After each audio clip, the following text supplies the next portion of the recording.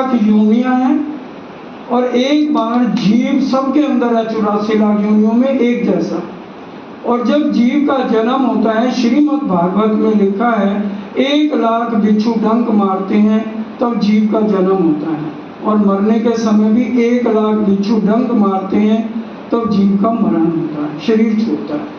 तो 84 लाख योनियों के बाद सिर्फ एक बार ये मनुष्य तन मिला है। तभी रामायण में और ग्रंथों में क्या लिखा है, बड़े भाग मनुष्य तन पावा, सुर दुर्लभ सब संतन गावा, कि बड़े भाग्य से ये मानव तन मिला है। और जिसको हम लोग रात गवाई सोए के और दिवस गवाया खाए। हीरा जन्म अमोल है, ओढ़ी बदले जाए। हीरा जन्म अमोल इसे कहा गया है क्योंकि 84 लाख योनियों में अगर किसी को कहा जाए कुत्ते को पकड़ के ला जाइए तू ज्ञान सुन, तो क्या वो इस ज्ञान को सुनेगा?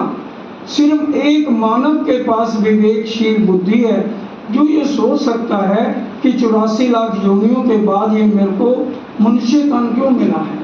क्या रात को शराब पी के खा पी के सोने के लिए, दिन भर सिर्फ माया के काम के लिए मिला है? तो फिर क्या होगा जब ये शरीर छूटेगा? फिर कर्मों के अनुसार 84 लाख योनियों में जाना पड़ेगा। कर्म प्रधान विश्व कर राखा, जो जिन कीना सोई फल चाखा। तो उसे कर्मों के अनुसार फिर 84 लाख योनियों में जाना पड़ेगा। तो हम कौन सा ऐसा कर्म करें कि मानव तन के बाद हमें 84 लाख योनियों में जाना ही ना पड़े? क्योंकि जो मानव तन है बड़ी मुश्किल मिला है, तो इसलिए हम इस धर्म में क्यों आए? जब हमारी सारी इच्छाएं देवी देवता पूरी कर देते हैं। किसी का भी ध्यान करो, अब मंगलवार को लोग व्रत रखते हैं तो मंगलवार को हनुमान जी के पास जाके अर्जी करते हैं, उनकी सारी इच्छाएं पूरी हो जाती हैं। जब हमारे देवी देवताओं के पास जाने से सारी इच्छाएं पूरी होती हैं, तो फिर हम प्राणनाथ जी के एक पारब्रह्म के चरणों में क्यों आए? सबसे बड़ी बात आती है क्योंकि सुंदर साथ जी और धर्म प्रेमी साथियों, एक बात आज हम विचार कर लें, कोई भी देवी देवता जितना भी ये 14 लोक का ब्रह्मांड है हमें अखंड मोक्ष की प्राप्ति नहीं दे सकता। अखंड मुक्ति का क्या मतलब है कि हमें मानव तन के बाद 84 लाख योनियों में जो इतनी हम जीव जंतु देखते हैं, सांप है, नाग है, रीछ है, शेर है, ये हैं 84 लाख योनियां, कीड़े पतंगे, हमें इनमें मानव तन के बाद ना जाना पाए। इसलिए वो पार ब्रह्म का आना इस ब्रह्मांड में 28वें कलयुग में लिखा हुआ था कि 28वें कलयुग में वो एक पार ब्रह्म आएंगे। क्योंकि 3 पुरुष हर एक ग्रंथ में बेवरा कहा गया है, क्षर, अक्षर और उत्तम पुरुष। गीता जिसकी कसम भी दिलाई जाती है, हम जानते हैं कोर्ट में जाके कि गीता पे हाथ रखो, जो कुछ कहेंगे सच कहेंगे। गीता 15 अध्याय, नए साथी खासकर नोट कर लें, 15 अध्याय 16-17 श्लोक, जिसमें 3 पुरुषों का बेवरा लिखा है। क्षरा सर्वाणी भूतानी, अर्थ समझिए, क्षरा कहते पूरे ये 14 लोक का ब्रह्मांड है।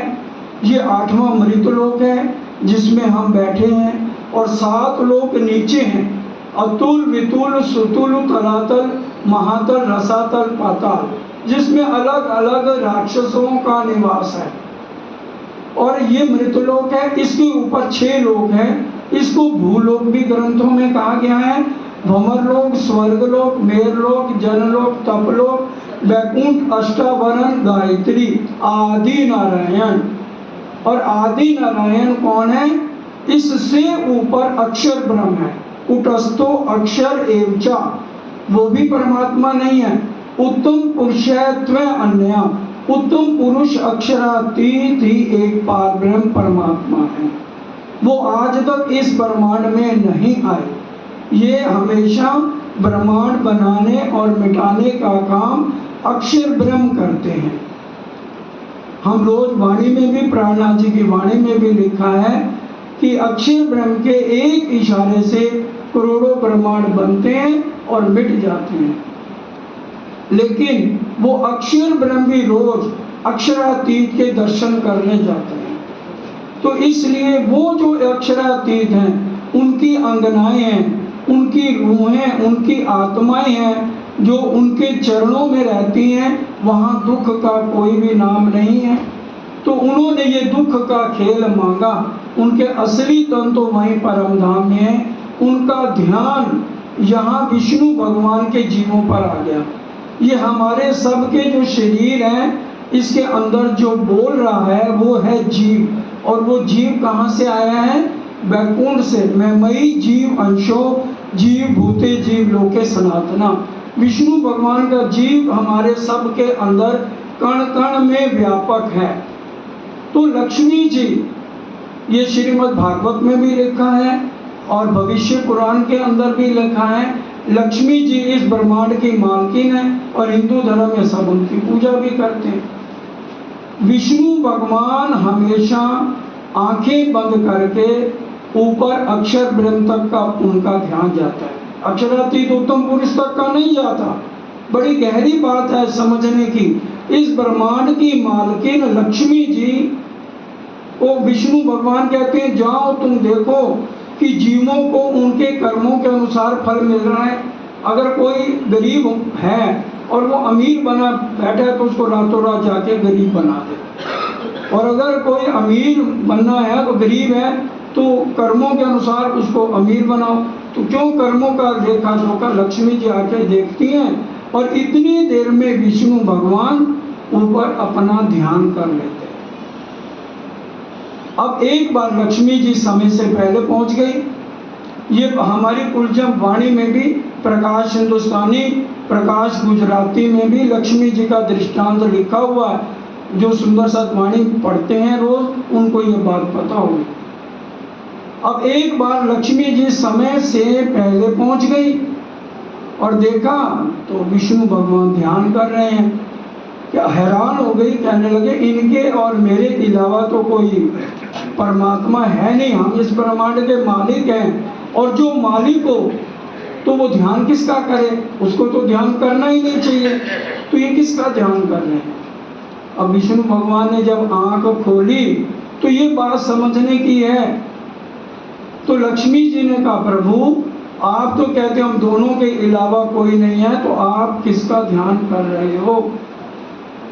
अब विष्णु भगवान ने कहा, तू 14 लोक का राज मांग ले, मैं दे दूंगा, जो कुछ चाहिए दे दूंगा, लेकिन ये बात मैं नहीं कह सकता कि मैं किसका ध्यान करता हूँ। बताइए, इस ब्रह्मांड के विष्णु भगवान नहीं बता पाए लक्ष्मी को। मैं नहीं कह रहा, सब ग्रंथों में किसी में कहेंगे तो ग्रंथ हमारे पास है, हम उसमें दिखा भी सकते हैं कि लक्ष्मी जी ने, इस ब्रह्मांड की मालकिन ने 7 कल्पांत तपस्या करी।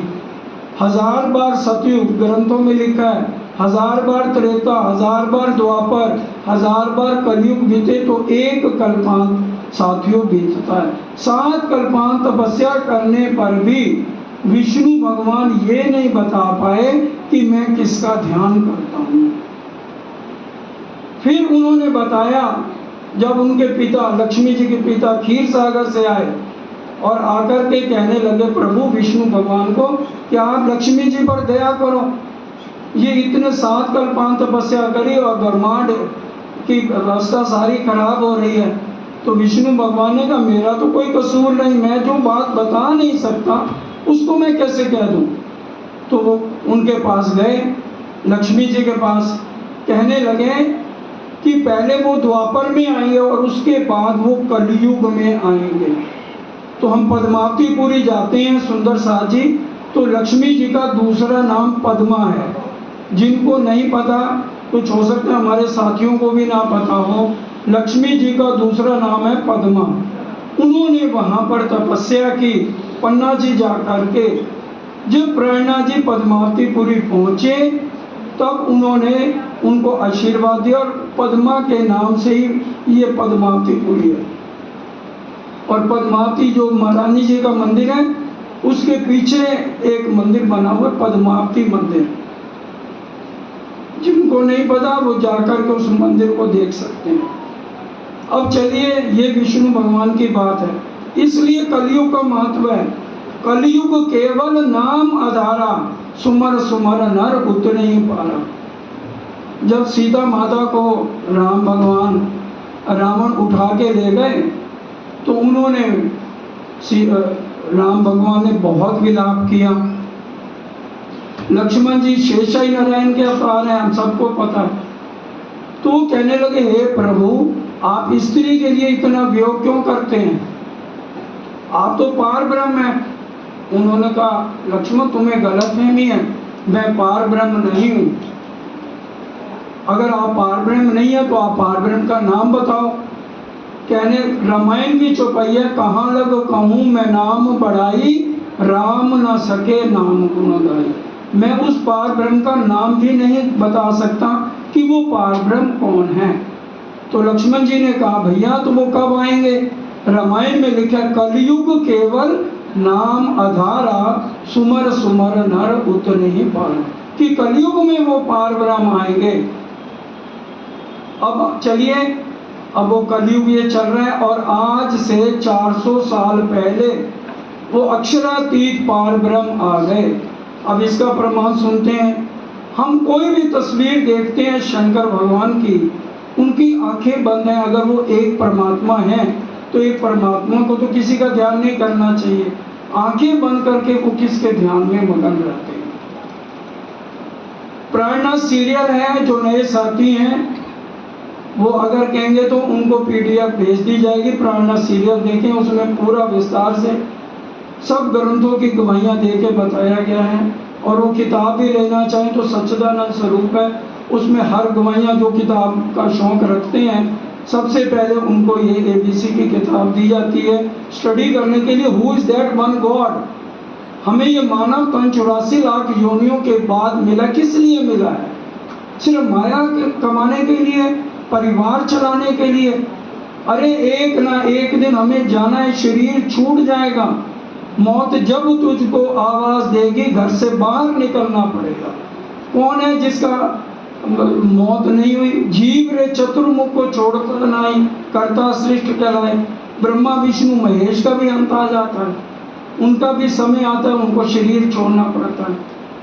अब शंकर भगवान हमेशा ध्यान में रहते, उमा जी उनके पास बैठकर हमेशा ओम नमो शिवाय का जाप करती। ओम नमो शिवाय, ओम नमो शिवाय। एक बार शंकर भगवान ने आंख खोली तो कहने लगे, प्रभु आप तो जब से ये ब्रह्मांड बनता है तब से आप ध्यान में बैठ जाते हैं और मेरे को हर युग में दोबारा जन्म लेना पड़ता है। आप बताओ आप किसका ध्यान करते हो ताकि मैं भी आपकी तरह जो है उतना लंबा समय रहूं यहाँ पर। उन्होंने कहा, मैं बता तो दूं लेकिन तुम उस ज्ञान को सुन नहीं पाओगे। ये शिव पुराण की बातें आपको ग्रंथों की बताई जा रही हैं। उन्होंने कहा, ठीक है, आप मेरे को बताओ, अगर आप कृपा करोगे तो मैं सुन लूंगी। तो वो उनको अमरनाथ की गुफा में ले गए और वहाँ एक बाहर पत्थर रख दिया कि कोई इस ज्ञान को ना सुने। उमा को अपने सामने बैठा दिया और कहा कि मैं आंखें बंद करके ऊपर ध्यान कर रहा हूँ और तुम हुंकारा भरती रहना ताकि मेरे को पता लगे तुम इस ब्रह्म ज्ञान को सुन रही हो। कहा ठीक है। अब जब शंकर भगवान ने वर्णन किया ये सारा ब्रह्मांड, 14 लोक, 5 तत्व, जल वायु अग्नि पृथ्वी आकाश 5 तत्वों से बना, 3 गुण है, रजोगुण तमोगुण सतोगुण।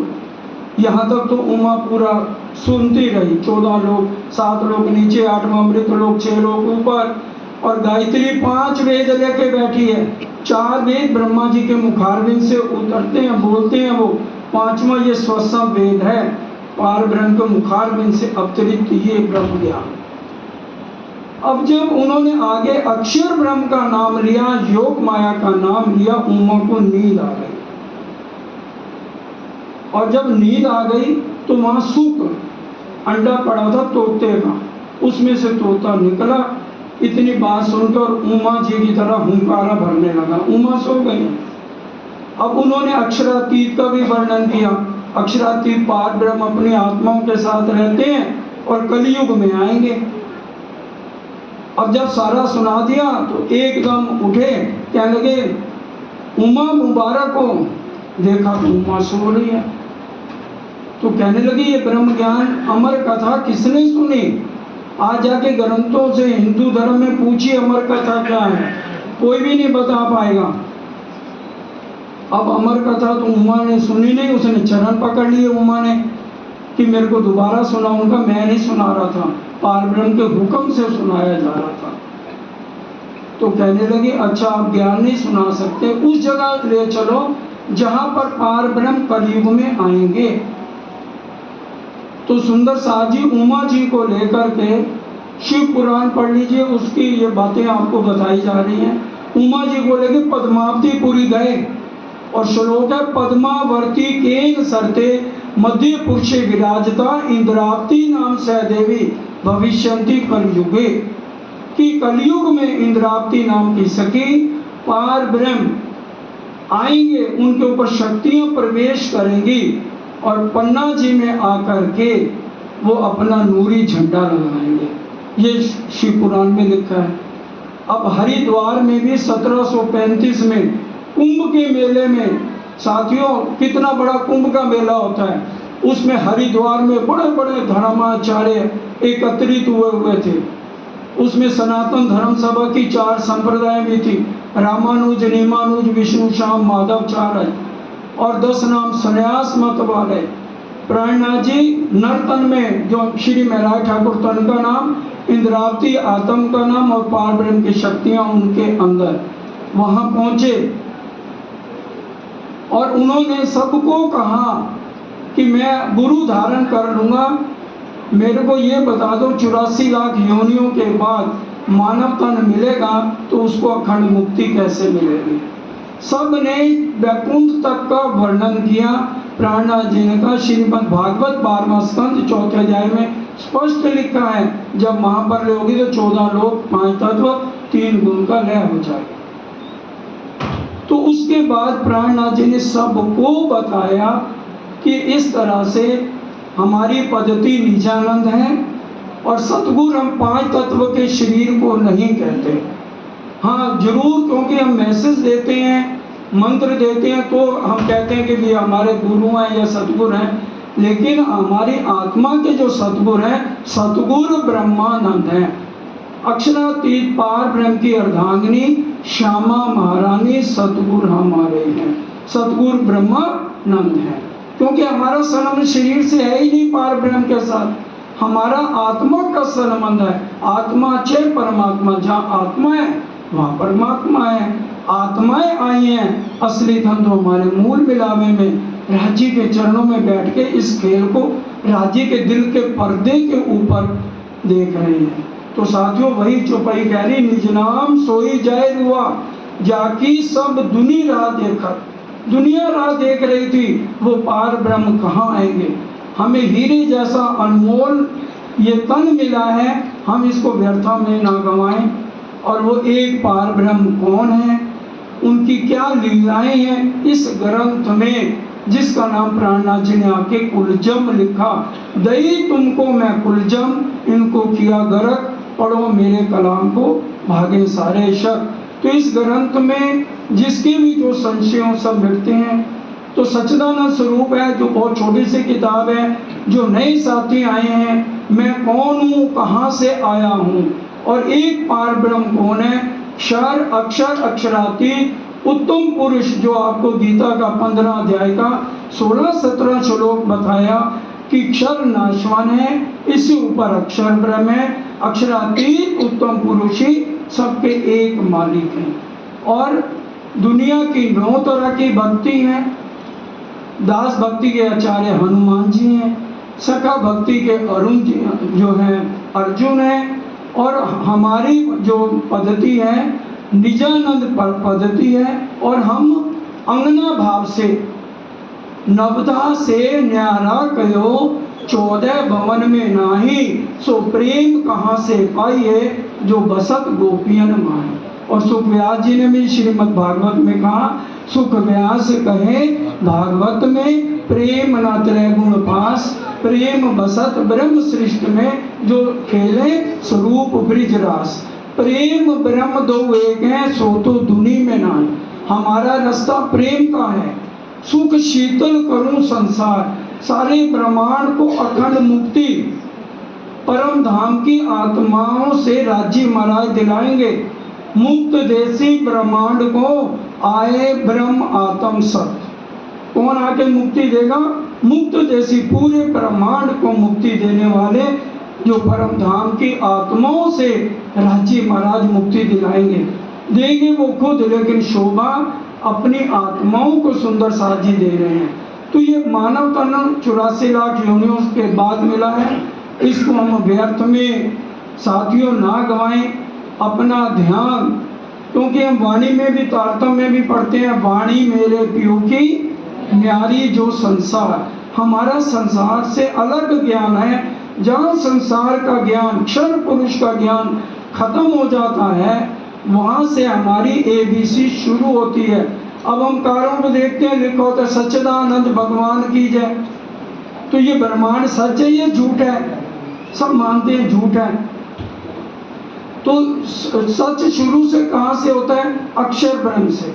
अक्षर ब्रह्म सत्य है, और चित्रघन राजी महाराज खुद हैं, और आनंद श्यामा महारानी है। ये तीन शब्दों को जोड़ें तो सच्चिदानंद बनता है। सत्य दाई तरफ राजी महाराज के अक्षर ब्रह्म है। अक्षर ब्रह्म के मन का स्वरूप आदि नारायण है। बड़ी गहरी बात है। ये जो खेल बनता है कैसे बनता है? अक्षर ब्रह्म के मन स्वरूप, एक अक्षर को बिलस्यो मन, 5 तत्व 14 भवन, यामे महाविष्णु मन, मन मन थे त्रैगुण, ताते तिरचर सब उत्पन्न। अक्षर ब्रह्म के मन का स्वरूप आदि नारायण है। और आदि नारायण जब समुद्र में एक अंडा तैरा, अंडा फूटा, उसमें से एक पुरुष निकला आदि नारायण। उसके दिल में क्या आया? एक अस्मि बहुश्याम, में एक अनेक हो जाऊं। तो उनके साथ लक्ष्मी जी आ गई और उनको लेके पाताल चले गए, और वहां 3 गुणों की उत्पत्ति हुई, रजोगुण, तमोगुण और सतोगुण, ब्रह्मा विष्णु महेश। और उसी से ही ये सारे फिर ब्रह्मांड आगे चल रहा है। और ये करोड़ों ब्रह्मांड है, ऐसा एक ब्रह्मांड नहीं है। हम रोज सुबह की दाहिनी तरफ मंदिर में पढ़ते हैं ना, अक्षर ब्रह्माति कोटि ब्रह्मांड नजरों में आवे, खिन में देख के पल में उड़ावे।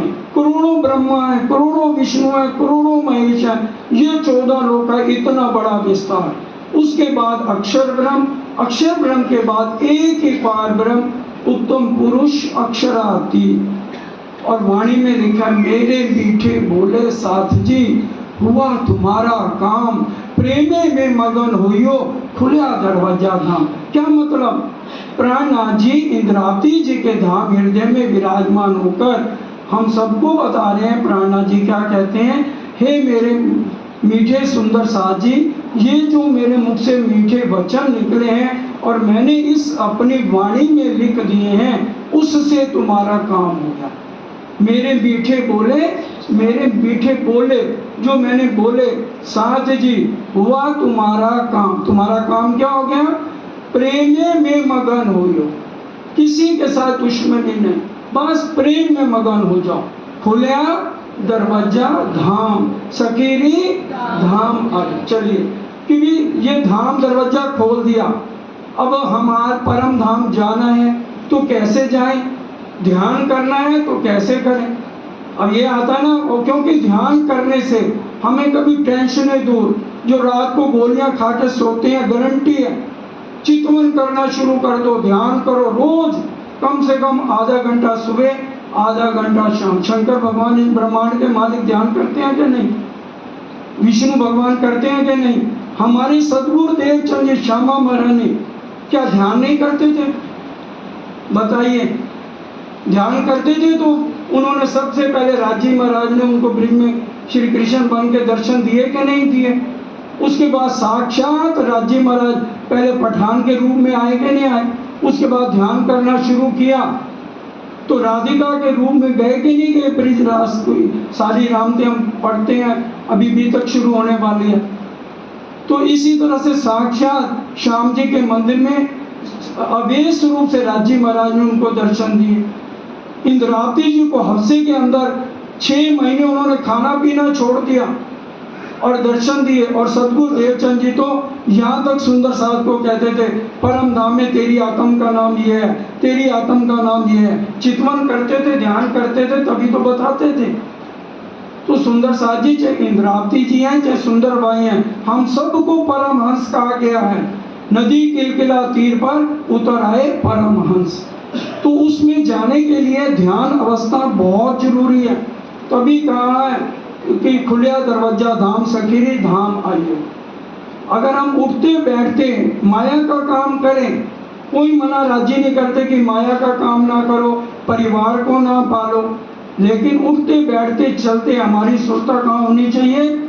राज्य के मूल मिलावे में। सुरता एक ही रखिए, मूल मिलावे में, और कहीं सुरता रखनी नहीं है। श्याम श्यामा जी साथ जी पहले बॉम्ब बैठे हैं जाए, वहाँ श्याम श्यामा जी हैं। श्री राज श्री ठाकुरानी जी हम रोज सुबह इस रूप में पढ़ते हैं, श्री राज श्री ठाकुरानी जी प्रथम भौम में विराजमान भाई।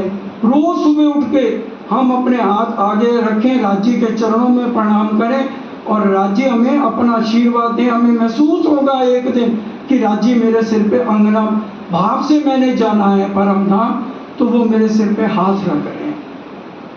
और उसी तरह से हम श्यामा जी के चरणों में रोज प्रणाम करें, कोई टेंशन नहीं रहेगी। नींद फर्स्ट क्लास 6 घंटे आएगी, खराटों से आएगी, कोई बीमारी भी नहीं होगी।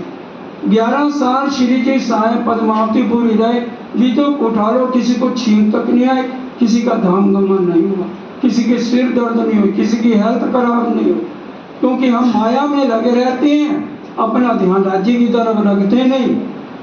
तो फिर इसलिए आज हम कष्ट भी उठाते हैं। माया तो दुख वाली है। वाणी की पहली चौपाई में कह दिया, हवे पहला मोजलने कहूँ बात, तेता दुख रूपी दिन रात। हम ये ना सोचे हम राज्य का ध्यान करेंगे तो दुख नहीं मिलेंगे, दुख तो मिलेंगे, लेकिन इसको सहने की शक्ति, पावर, पूरी विल पावर हमारी स्ट्रोंग हो जाएगी। फिर राज्य ने कहा दिया तू कर मेरा जिक्र और मैं करूं तेरा फिक्र।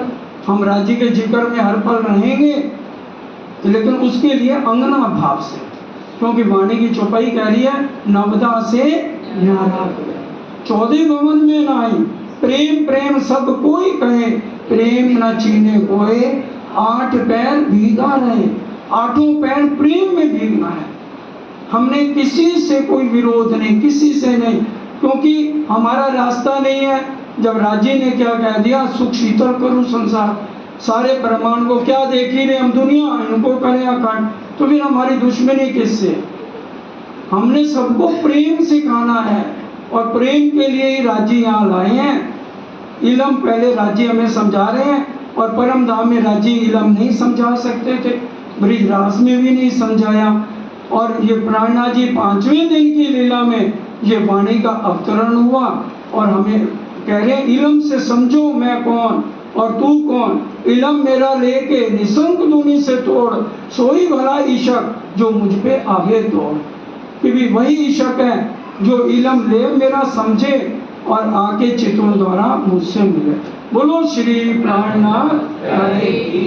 अंतिम चौपाई कह रही है, श्री महामती कहे सुनो साथ, देखो खोल वाणी प्राणनाथ। महामती जी कह रहे हैं ये मेरी वाणी नहीं है, किसकी वाणी है? श्री महामती कहे सुनो साथ, वाणी किसकी? खोलो, देखो खोल वाणी श्री प्राणनाथ। ध्वनि ले आए धाम से वचन, धाम ध्वनि, ये इन वचनों को परम धाम से ले आए हैं, जिनसे न्यारे न होए चरण। ये वाणी जो है इससे राज्य महाराज के चरण अलग नहीं है, हक बैठे इन इलम में। हमने इसको किताब नहीं समझना, राज्य का वांग्मय स्वरूप साक्षात राज्य महाराज इसमें है, हक बैठे इन इलम में। राज्य की उंगलियां चलती दिखाई देंगी जब हम वाणी मंथन करेंगे। बस अंत में यही है, हमारा प्रेम का रास्ता है। कोई हमें कोई दुख दे कसाला दे, कोई दे कसाला तुमको, तुम भला चाहिए दिन, सरद दाम की ना छोड़ियो, सूरत पीछे फिराओ जी। तो हमें सबके साथ प्रेम करना है, यही हमारा प्रेम का रास्ता है, जो दुनिया में नहीं। प्रेम ब्रह्म दो एक हैं, सो तो दुनिया में नहीं, वो परम धाम है। अब सब मिलके चौपाई दोहराएंगे। श्री महामती कहे सुनो साथ,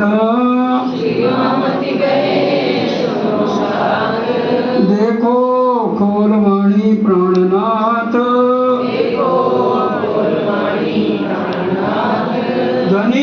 धाम से वचन, जिनसे न्यारे न हुए चरण। सुंदर साथ जी कहलाने वाले राज्य महाराज हैं, फिर भी शरीर यहाँ का, गुण इंद्रियां यहाँ की हैं। कोई किसी को शब्द गलत लगा तो क्षमा।